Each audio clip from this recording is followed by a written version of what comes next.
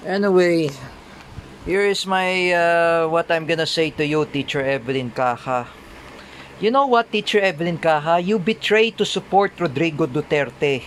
You betray to support Iran. I know you are a pro-Israel, and I know you are a pro Bongbong Marcos and pro Netanyahu.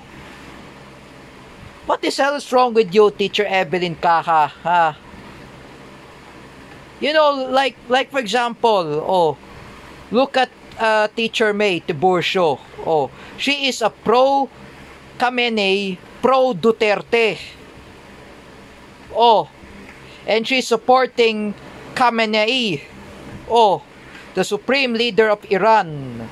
She support Rodrigo Roa Duterte, the former president of the Philippines. You, Teacher Evelyn Caja, you know, Teacher Evelyn Caja, I am losing my patience at you. You're a former principal of CDIFI. You have to stop supporting Bongbong Marcos. Bongbong Marcos and Benjamin Netanyahu are drug addict. They are bangag. Teacher Evelyn Caja, if I am saying to you, please support Ali Khamenei and Rodrigo Roa Duterte. I am saying to you, Teacher Evelyn Caja, support Monjoba Khamenei and Sara Duterte.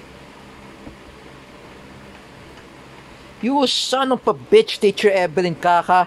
I don't know what you're talking about.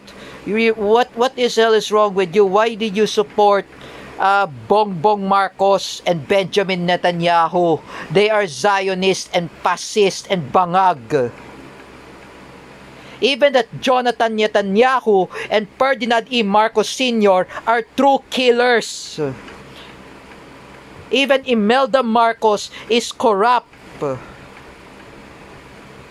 She's a thief.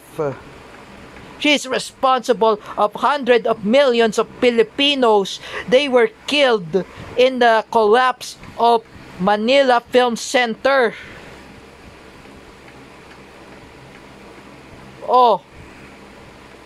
I am against the Marcoses, Teacher Evelyn Caja. Be a pro Duterte. Be a pro Khamenei. Don't support Marcoses and Netanyahu. Like I said before, Teacher Evelyn Caja. Look at what did the Ferdinand E. Marcos Sr. and Benjamin Netanyahu. Hundreds of millions of Filipinos and Israelis, they were being tortured.